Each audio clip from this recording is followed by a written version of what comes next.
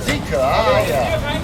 Ja klar, aber ich sag dir, hilft ja auch. Weil die haben ja auch meine Flasche. Ja, dann klappt das so. Jo, zum Glück. Nimmt den Luftlauf.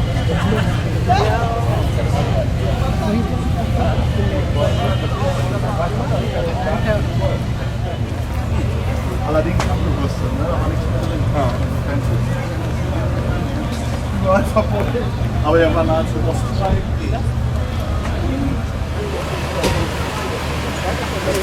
Ich finde, das sieht so richtig groß aus. Das muss man mögen.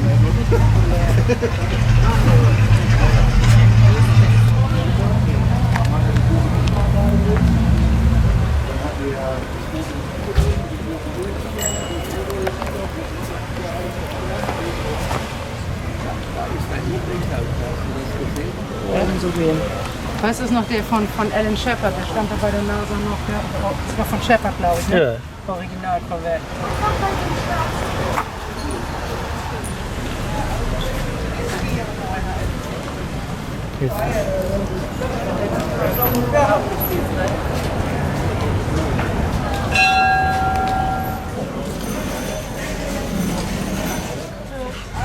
Ja, Cookie Monster, ja.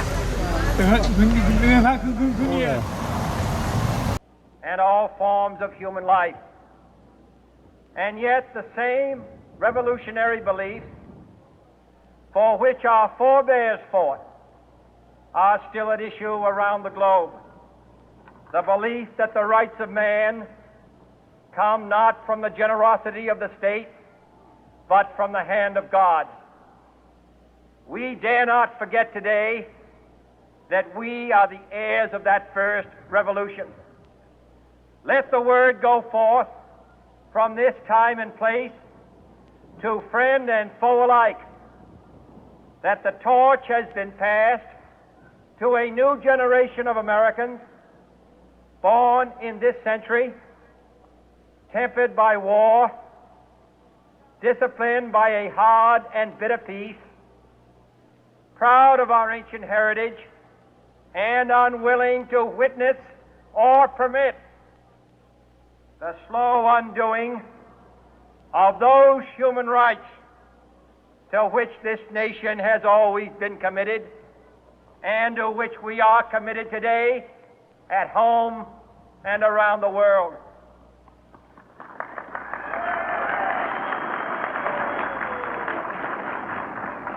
Let every nation know, whether it wishes us well or ill, that we shall pay any price, bear any burden, meet any hardship, support any friend, oppose any foe to assure the survival and the success of liberty.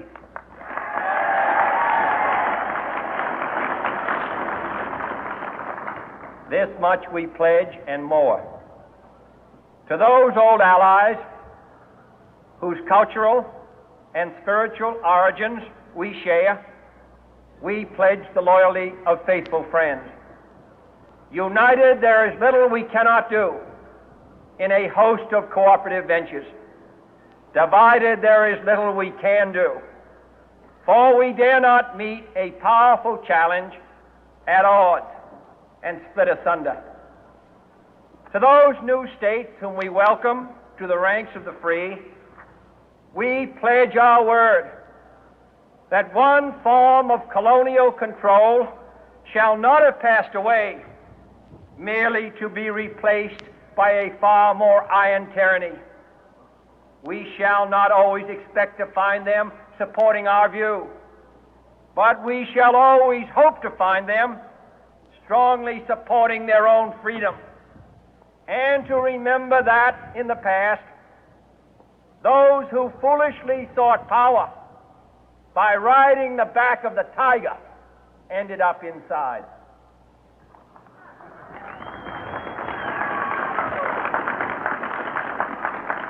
To those people in the huts and villages of half the globe struggling to break the bonds of mass misery, we pledge our best efforts to help them help themselves for whatever period is required, not because the communists may be doing it, not because we seek their votes, but because it is right. If a free society cannot help the many who are poor, it cannot save the few who are rich.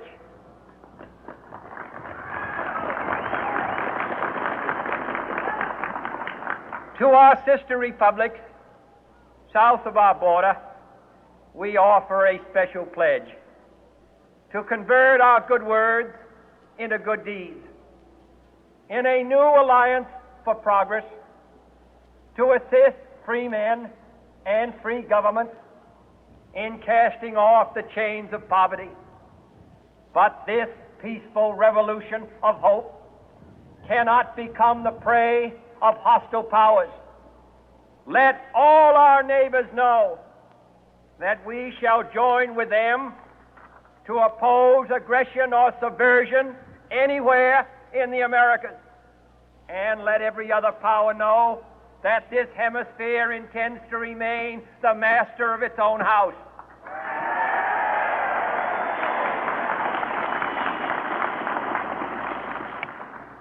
To that World Assembly of Sovereign States, the United Nations, our last best hope, in an age where the instruments of war have far outpaced the instruments of peace, we renew our pledge of support to prevent it from becoming merely a forum for invective, to strengthen its shield of the new and the weak, and to enlarge the area in which its writ may run.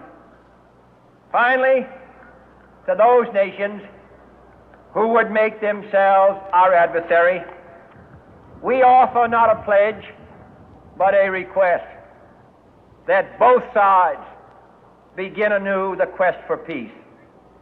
Before the dark powers of destruction, unleashed by science, engulf all humanity in planned or accidental self-destruction.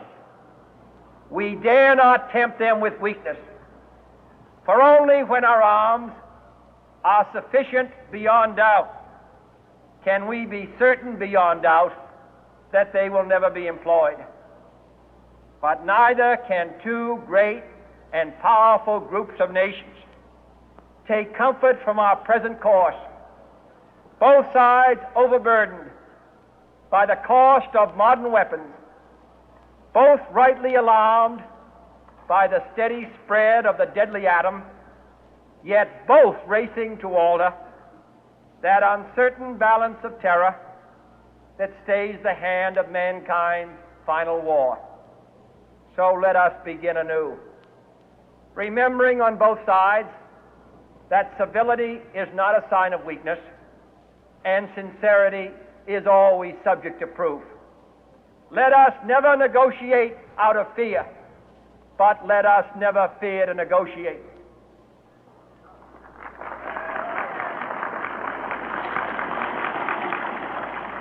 Let both sides explore what problems unite us, instead of belaboring those problems which divide us. Let both sides, for the first time, formulate serious and precise proposals for the inspection and control of arms, and bring the absolute power to destroy other nations under the absolute control of all nations.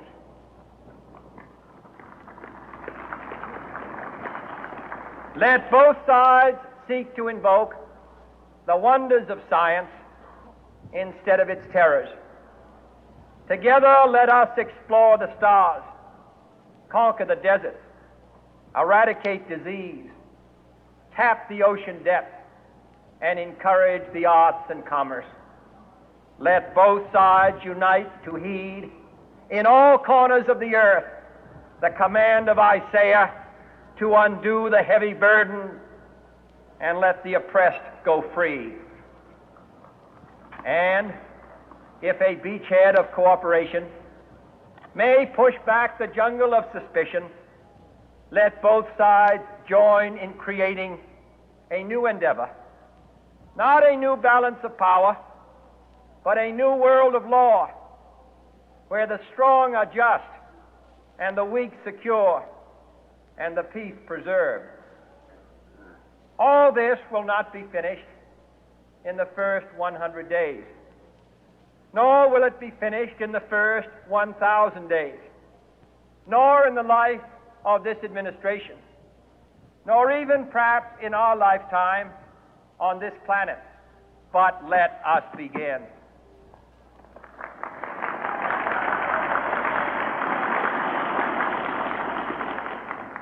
In your hands, my fellow citizens, more than mine, will rest the final success or failure of our course.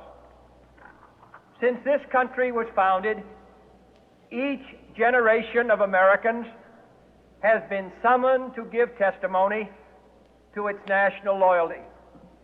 The graves of young Americans who answered the call to service surround the globe.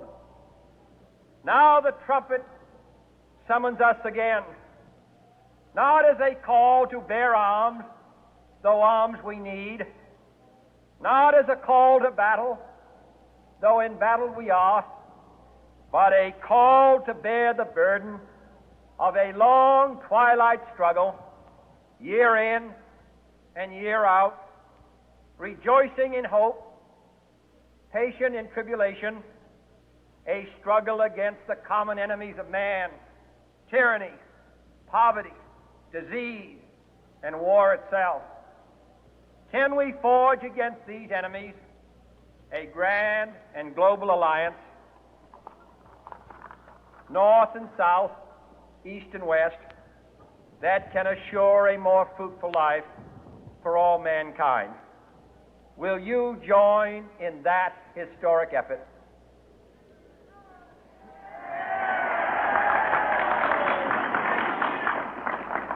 In the long history of the world, only a few generations have been granted the role of defending freedom in its hour of maximum danger. I do not shrink from this responsibility. I welcome it.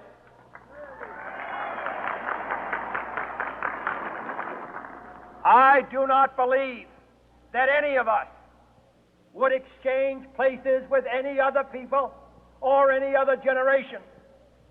The energy, the faith, the devotion which we bring to this endeavor will light our country and all who serve it. And the glow from that fire can truly light the world. And so, my fellow Americans, ask not what your country can do for you, ask what you can do for your country.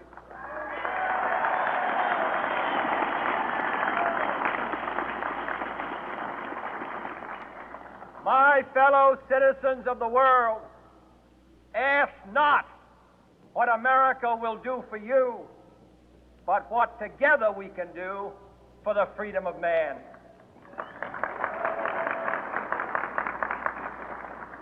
Finally, whether you are citizens of America or citizens of the world, ask of us here the same high standards of strength and sacrifice which we ask of you. With a good conscience, our only sure reward, with history the final judge of our deeds, let us go forth to lead the land we love, asking His blessing and His help, but knowing that here on earth, God's work must truly be our own.